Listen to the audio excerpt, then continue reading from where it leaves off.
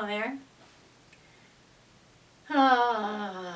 It's that season when if you have somebody to grieve, it gets a little trickier to get through the season, and certainly this one's turning out to be tricky for me. I missed my yesterday episode, and I don't know how many I'm going to get done this week, but I'm going to try to get the number I committed to done.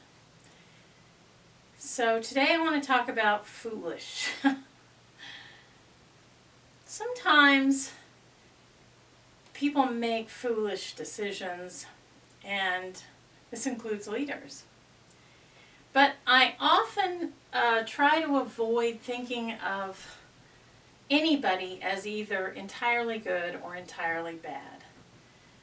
I think people are complicated and subtle, and I think what they mean matters as much as what they actually do.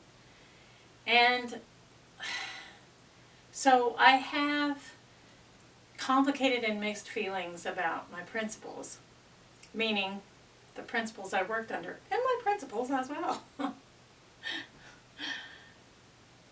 So one of my principals decided, now I don't know whether it was his decision or the superintendent said he should do this. Who knows? He decided every teacher needed to turn in their lesson plans for the week. For him. The week before we were planning to teach them. So, our weekly lesson plans we would turn into him, and he was going to read them over. Now, it's not as if a principal's job is not a full-time job. It is. In fact, in most cases, principals have more work than they can complete in a 40-hour week. They have a lot of work to do. And that's without reading lesson plans. The second thing is, in a high school setting at least, the principal is not going to have the knowledge to really evaluate lesson plans. You hire people with licenses in particular areas because they're the experts in those areas. You're not. Even a really educated and clear-thinking principal is not going to know all of the stuff you need to know to really appreciate a well-written lesson plan.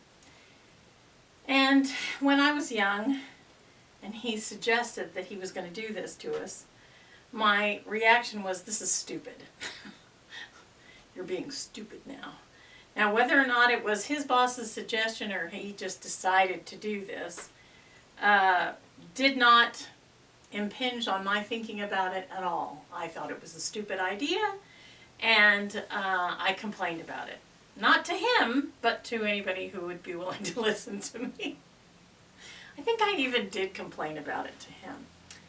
But anyway, when I would write lesson plans, I would write them under a very specific order that I was trained to use. And I made them pretty detailed. So when he suggested a principle that I think was okay, he wasn't great, he wasn't terrible, but when he suggested he was going to read all our lesson plans every week, I just knew he was full of hooey. So I did something sort of stupid. I turned in my lesson plans, and as part of the lesson plan, I put down that any student that did not earn more than a 20% on the spot on a test would be summarily shot. And there I had it. After I had put that in my lesson plans, my principal initialed it as if he approved of it. Because of course he didn't read them. He doesn't have time to read all the lesson plans. Don't say you're going to do something when you're not. However, that was just me being too young. I should have just said, fine, I'll turn in my lesson plans. What do I care? You're not going to read them. They only are meaningful to me and possibly a substitute and possibly my department head. But they're essentially designed to help me get the work I need to get done finished. And if you don't think I'm getting the work finished, then you need to come and watch me and evaluate it. It makes more sense for a principal who's observing you to say, I'd like to see your lesson plan of the day I'm going to come and watch you, observe you. That's a good idea.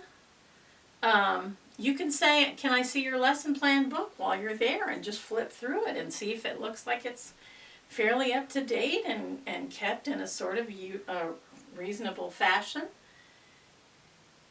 The thing is, with any working group, you shouldn't go after them. You should empower them to do their best work if you can. And when you observe them and when you observe their work, you should, first of all, recognize what they're doing well and what works. And second of all, if you want something changed, suggest why that change will help. That's all I would ask of any boss, no matter what the job is. I like being encouraged, and I especially like getting suggestions for how to improve what I'm doing. I'm always happy to get those.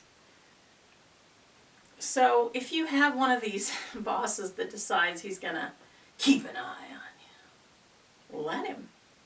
Encourage him. Invite him. If you've got nothing to hide, it's okay. And if you feel like he's hunting you, which I felt like when they did that lesson plan thing, if you feel that that's happening, write it down. Keep track of it. Keep it in your head. You know, be proactive. He doesn't have the power to get you. He just has the power, or she, to evaluate you. And that evaluation should be fair no matter what. And if it's not, then that's another problem you're going to have to deal with. Not very encouraging. I'll try to do better tomorrow. That's it for today. I hope you see me again, you gorgeous people.